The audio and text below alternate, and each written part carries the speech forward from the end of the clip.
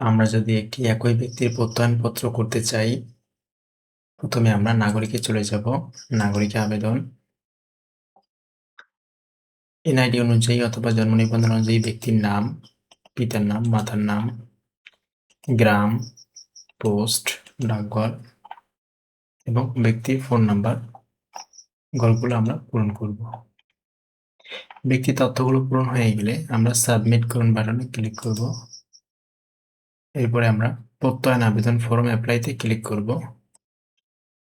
প্রত্যয়ন নির্বাচন থেকে আমরা একই নামের প্রত্যয়নটি সিলেক্ট করব। এরপর আমরা সাবমিট অ্যান্ড প্রিন্ট বাটনে ক্লিক করব। এখানে অতিরিক্ত তথ্যের ঘরে আমরা ব্যক্তির ব্যবহৃত যে নামটি আছে সেটি ব্যবহার করব। যদি ব্যক্তির 2 এর অধিক একাধিক নাম থাকে সেক্ষেত্রে আমরা ওরফে ব্যবহার করব।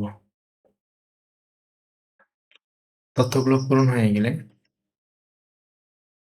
ব্যক্তির নামের এরপরে আমরা জীবিত এবং মৃত সিলেক্ট করব। জীবিত সিলেক্ট করলে ব্যক্তির মঙ্গল কামনা করা হইল এরকম একটি তথ্য আসবে। আর যদি ব্যক্তি মৃত হয় তবে তার আত্মার মাগফিরাত কামনা করা হলো এরকম একটি তথ্য চলে আসবে। তো আমাদের অতিরিক্ত তথ্যগুলো পূরণ হয়ে গেলে এরপরে আমরা আবেদন জমা দিন বাটনে ক্লিক করব।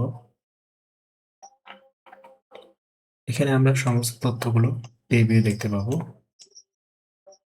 যদি কোনো ভুল থাকে তো আমরা সম্পাদনা বাটনে ক্লিক করে তথ্যগুলো এডিট করে নেব এবং অবশ্যই তথ্যগুলো সঠিকভাবে যাচাই করে তথ্যগুলো সঠিক থাকলে এরপরে আমরা অনুমোদন করুন বাটনে ক্লিক করব।